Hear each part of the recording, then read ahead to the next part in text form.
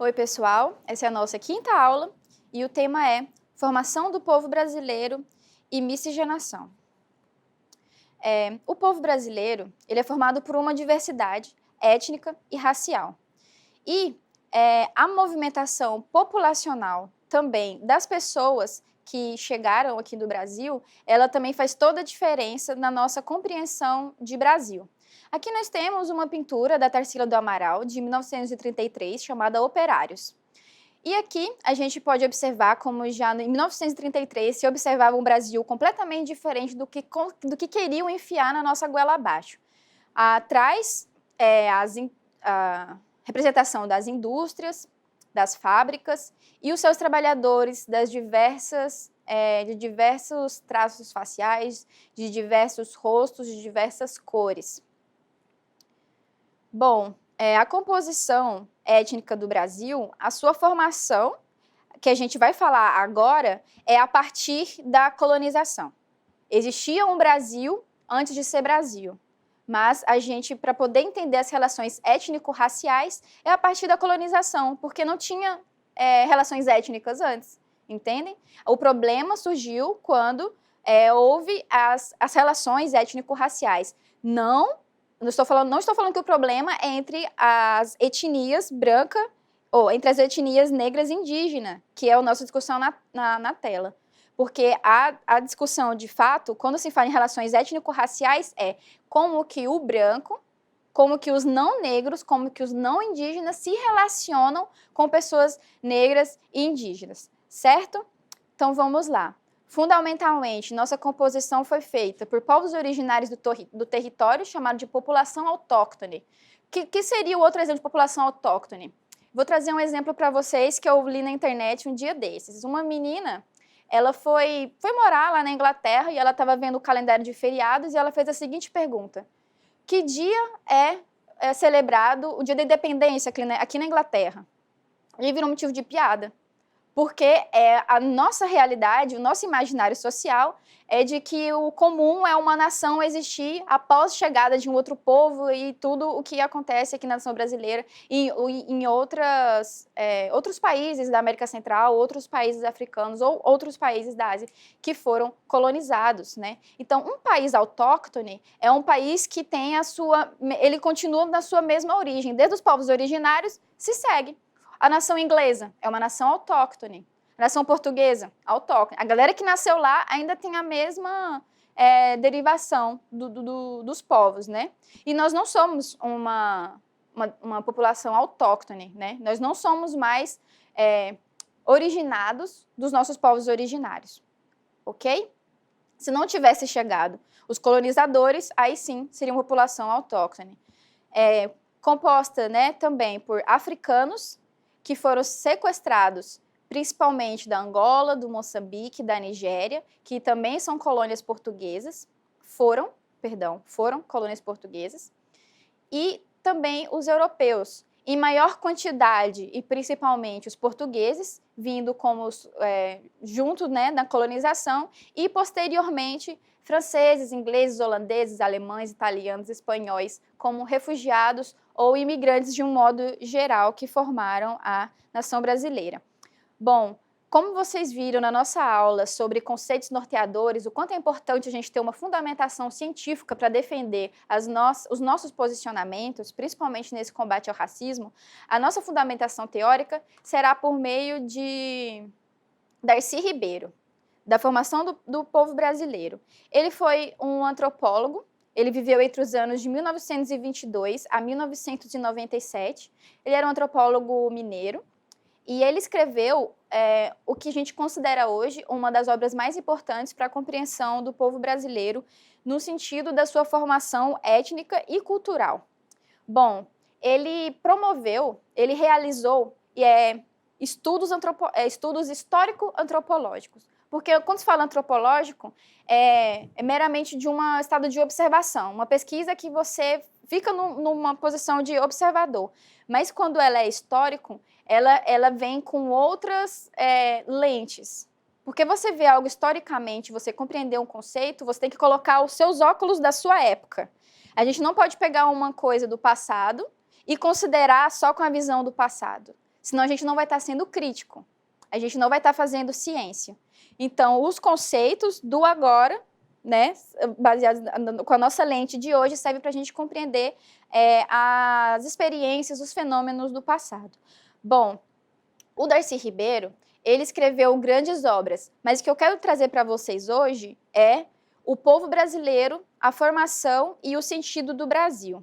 Quando ele fez esse livro, a gente já vê pela capa o quanto, já evidencia a preocupação que era completamente diferente a do Paulo Freire como contraponto. Aqui ele já traz toda a diversidade pluriétnica brasileira para poder falar do brasileiro, né? O Darcy Ribeiro, ele teve uma pergunta que ela foi uma linha condutora de todo o desenvolvimento da sua pesquisa. Sabe como que era visto o Brasil? Era visto como um lugar que deu errado. Porque não tem como falar que cultura é essa, não tem como falar que povo é esse, não tem como falar nada. Então foi uma população que deu errado. E o Darcy Ribeiro, ele se dedicou a vida inteira para defender o ponto de que, na verdade, a formação do povo brasileiro não tem nada a ver com o certo ou com o errado, que essa não é a visão nossa. Quando ele fala de povo, ele foi um dos primeiros a considerar o povo como um conjunto de características que fazem parte de um único grupo identitário, né? De um grupo identitário distinto. Vários povos, não tem como chamar de uma coisa só, né?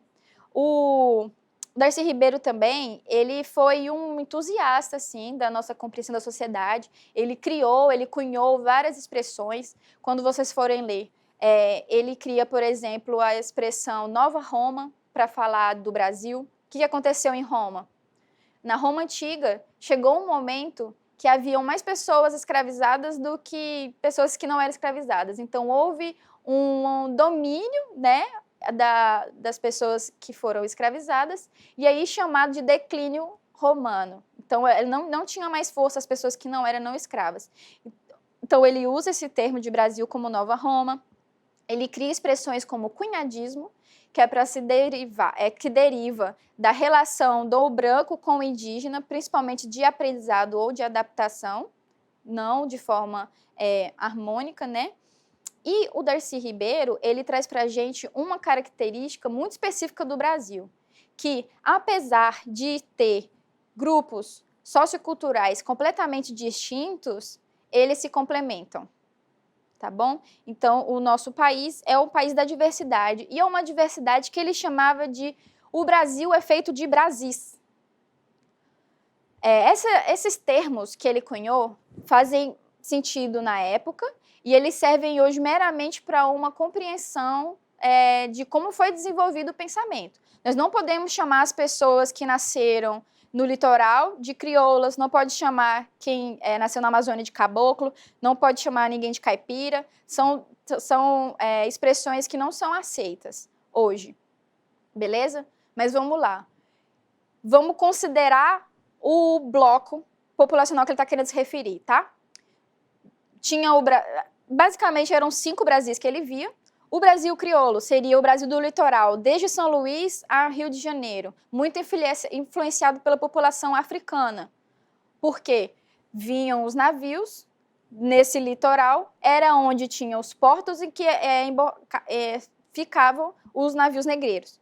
Então, ali a população negra com mais força, e assim elas foram se expandindo e se construindo. O que ele via como o Brasil caboclo? Ele é um Brasil que ele fica ali na região norte, né, com a Amazônia e os índios. Índios, que não é uma expressão minha, era uma expressão usada na época, que até então não tinha essa criticidade que nós temos hoje. Continuando, Brasil sertanejo. Se configura a um Brasil de um sertão nordestino e da Caatinga. Sertão tem uma curiosidade. Sertão, na verdade, no início do Brasil colônia, era chamado a tudo que era tão longe do litoral. Era o ser tão longe do litoral. Então, tudo que você andasse um pouco mais para chegar, porque uma hora eles não conseguiram, não era mais vantajoso, porque eles já tinham explorado tudo que tinha no litoral, e viram o ouro de aluvião acabando também, seguindo o caminho dos rios, viu a importância da mineração, né? Que já estamos chegando num outro momento do Brasil colonial, que não era mais tanto a cana-de-açúcar. Aí já começa o ouro, que foi quando começou a entrar nesse Brasil. O sertão, ele nasceu nesse momento e que estava se buscando a exploração do ouro. Beleza. Brasil caipira. O Brasil caipira se refere ao centro-oeste e ao sudeste, sob uma influência muito forte da metrópole paulistana. E o Brasil sulino, composto por mamelucos vivendo em uma área muito rica e fértil. Os pampas gaúchos e com forte interferência europeia. Existem algumas camadas nesse Brasil sulino para a gente entender, principalmente o que é mamelucos. Mamelucos está um pouco ligado ao cunhadismo, que eu falei um pouco antes, falando da relação do branco com o indígena, mas o mameluco, ele tinha uma coisa muito específica, que ele era o filho do negro com do branco com o indígena, que ele tinha características e expertise de um indígena, mas atuava ao lado dos europeus. Então, lembram dos quilombos, em que muitas pessoas se refugiavam, saíam, fugiam da exploração, da escravização, para criar uma nova colônia, precisavam de pessoas para ir atrás deles. Então, essas pessoas que sabiam de mato, mas também estavam do lado dos brancos, eram os mamelucos. Os mamelucos, eles tinham esse modo de atuação na história brasileira. E não tem forma melhor da gente visualizar um mameluco do que um bandeirante. Lembra dos bandeirantes do Brasil, que também ajudaram aí nessa exploração da população indígena, entrando cada vez mais nesse sertão. Tudo era sertão, né, na época. No sertão longe do litoral, em que os bandeirantes entravam, sob forte influência europeia. Ai, professora, você vai repetir mais uma vez que o povo brasileiro é formado por índio, por africano, por europeu? Vou. Porque a gente precisa deixar isso bem consolidadinho na nossa mente e, principalmente, com informações técnicas mesmo.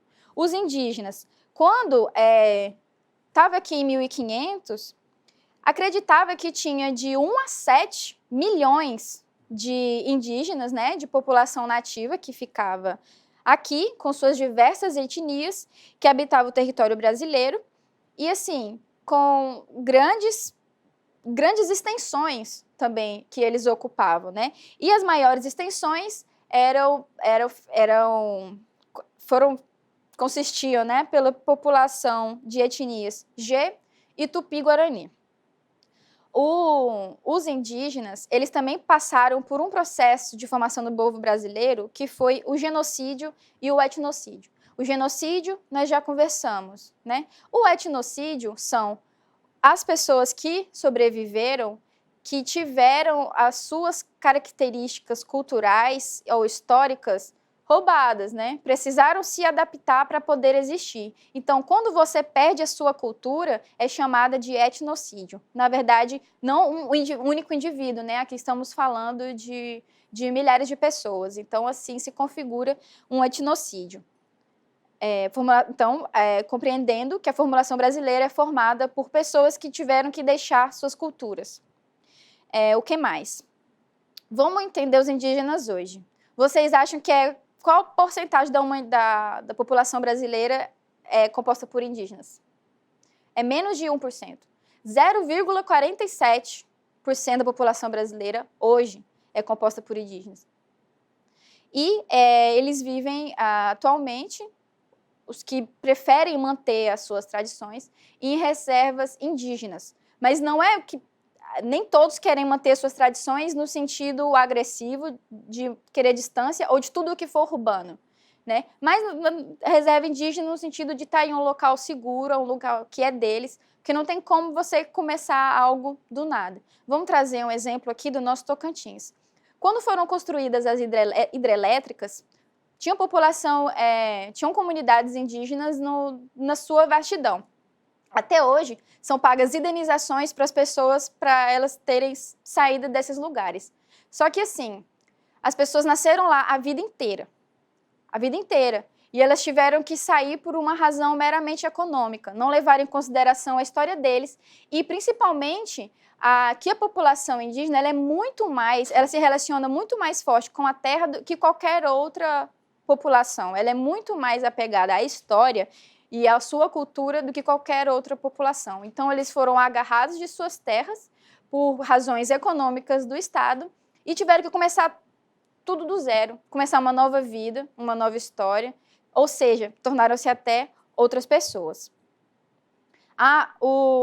Os africanos.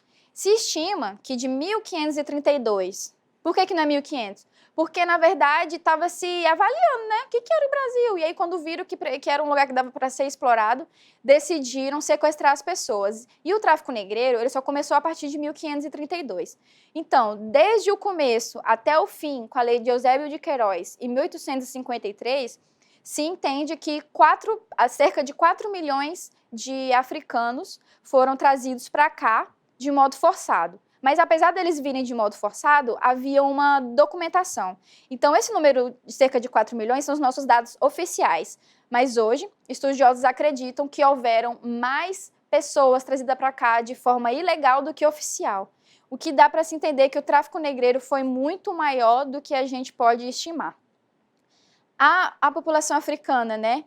Esse povo brasileiro foi formado por pessoas que não tinham nenhuma lei ao lado deles, eles não tinham nenhum direito, né? Eles não tinham nenhuma lei ao lado deles, mas eles sofriam sanções judiciais. Eles não tinham leis do lado deles, mas tinham que obedecer às leis. E eles sofriam todos os tipos de punições e castigos que fossem cabíveis. Então, também somos frutos dessa população. Outro marco importante para a gente identificar. Muitas pessoas que foram escravizadas e não conseguiram ir para os quilombos, elas não tiveram como propagar a sua existência. Então, as nossas origens africanas, ela vem especialmente de pessoas que conseguiram fugir das suas situações escravagistas e criaram uma nova comunidade. Então, nós somos frutos também de pessoas que resistiram de diversos modos. Aqui caberia outra aula para poder explicar só dos quilombos. Então, nossa formação do povo brasileiro é também essencialmente quilombola. E, por fim, para falar sobre o povo africano, a gente sabe que a escravidão brasileira ela foi abolida em 1888. Mas assim que, por lei, se falou que não haveria mais escravização, não houve uma socialização, uma interação do negro na sociedade. Ele não ter essa falta de socialização afetou até os dias de hoje. Então, nós somos reflexos dessa falta de assistência. Porque uma pessoa ela estava sendo escravizada. E aí, de repente, falaram que ela não vai mais ser escravizada. Aí ela, beleza, ela era uma pessoa livre, mas para onde que ela ia? Ela não tinha para onde ir. Então, ela ficava nas ruas, por vezes ela cometia delitos, não por noções que a gente pode ter hoje, né? Motivos em que as pessoas cometem delito. Hoje em dia, a pessoa pode cometer delito por todas as razões, principalmente por serem seduzidos, né, pela matéria e tudo mais. Mas aqui a gente está falando de população que estava morrendo. A gente está falando de uma população que estava passando fome, que não tinha onde vestir, não tinha onde morar. Então, os próprios delitos eram para a própria existência. Porque se eles não tinham nada e tudo deles foi tomado, a lógica, então, era tomar o que eles pudessem, mas isso não acontecia. A população ela não teve assistência alguma e todos que moravam na cidade, vamos pegar o exemplo do Rio de Janeiro, todas as pessoas que eram escravizadas, que moravam nas senzalas ali na cidade, elas ficaram na cidade. Aí houve uma ideia de uma urbanização para embranquecer a cidade, que foi o quê? Afastar para as margens, né, da cidade a população negra. Por que existem as favelas? Por que numa situação tão difícil, né, uma habitação que nem é correta, porque rolam muitos rolamentos de terra, não é, enfim, aquele amontoado, porque eles foram empurrados para lá. Foi onde eles foram aceitos para serem ficados. Então, essa é a origem das favelas. Não só as do Rio de Janeiro, né, mas a origem de por que as margens da sociedade, elas são principalmente povoadas por pessoas negras e por pessoas indígenas, é porque elas não tinham espaço no centro e tiveram que construir as suas vidas à margens. E tudo isso começou após o fim da escravização. Se antes já era marginalizado, agora que ficou visivelmente marginalizado. E os europeus, né? De que modo que eles fizeram parte da formação do povo brasileiro? Primeiro vieram os portugueses, trazendo a sua cultura, e a cultura portuguesa ficou bem mais forte no país depois da vinda da família real para cá. Você não lembra como foi a família real para cá? Acho importante você dar uma pesquisada. Foi um dos acontecimentos mais bizarros da história mundial, que foi um rei sair do seu lugar para ser rei em outro lugar, e ele queria trazer Portugal para cá. Então, uma das nossas fortes influências veio também desse período. Não estou falando que foi só coisas ruins, beleza? Eu estou falando, tentando falar aqui de um modo imparcial de quando veio a coroa portuguesa. Após isso, vieram os italianos, né, os imigrantes, refugiados do fascismo. Os italianos vieram refugiados do racismo. Os italianos vêm em primeiro lugar. O que a gente mais recebeu aqui foi refugiado italiano. Em segundo, foram refugiados alemães, imigrantes alemães, em consideração fugindo do nazismo. E em terceiro, temos os espanhóis fugindo da guerra civil. Em muitos dos casos, eles estavam fugindo da guerra. Em outros casos, eram apenas ricos que não queriam estar metidos naquilo e vieram para cá. Ou então, é só pessoas que viam que não... Pô, a população estava toda em guerra, tinha gente morrendo pra caramba. Então, qual que era o resultado dali? Já viam como o fim da humanidade. Não, então vamos para outro lugar. Então, eles vieram para cá como uma oportunidade, mas não foi uma ideia deles. Estavam sendo oferecidas terras para receber os imigrantes europeus. Muitos dos que vieram para cá, eles não vieram por medo da guerra, porque não concordavam com o nazismo ou com o fascismo. Muitos concordavam. Eles só não queriam estar no meio da guerra. Então, essas pessoas nazistas e fascistas vieram para cá, tiveram direitos a terras e formaram colônias. Os imigrantes europeus, eles recebiam um incentivo para vir para cá, né? Eles realmente recebiam terras quando eles chegassem aqui. Só que teve vezes em que essa promessa era falsa, porque chamou tanta gente que não deu para dar terra para todo mundo. Então, algumas pessoas ficaram lesadas. E pior, para vir para cá, não era assim, me dá uma carona até o Brasil. As pessoas pagavam para vir, era um meio de transporte. E muitos tiveram ficar endividados para poder trazer a família inteira para cá. E essas pessoas que ficaram endividadas e que também não tinham terras, elas entraram em um outro estado de escravidão chamada de escravidão por dívida. Então, eram pessoas brancas que trabalhavam, né, também sem receber para poder pagar pelo território ali que eles estavam morando. Então, basicamente, a população branca que veio para cá tiveram dois caminhos. Ou ficou muito rica ou ficou muito pobre. Tá bom? E aí, por que seria tão vantajoso trazer europeus para cá? Por que estava rolando esse incentivo? Vamos levar em consideração agora o contexto brasileiro que estava acontecendo. Se, em 1888, foi abolida a escravidão e eu não podia mais usar mão de obra escrava, agora eu teria que pagar para alguém trabalhar, por que eu não contrato alguém que eu considero mais como civilizado e que tem o mínimo know-how sobre trabalhar com fábrica, já que estava começando a crescer, né, a produção fabril aqui no Brasil, de empresas e etc., aumentando, né, o contingente de operários. Por que não trazer operários que já vai ter o know-how e aí eu pago para quem eu considero que é mais qualificado, né? Então, houve uma substituição da mão de obra. A mão de obra antes que era escravocrata tornou-se uma mão de obra assalariada branca. E, por fim, esses europeus, né, como eu havia comentado, tem os que ficaram muito ricos e os que ficaram muito pobres. Mas todos eles também formaram as suas colônias de povoamento que se estendem até os dias de hoje. E é isso, pessoal. Tenham bons estudos e encontro vocês na próxima aula.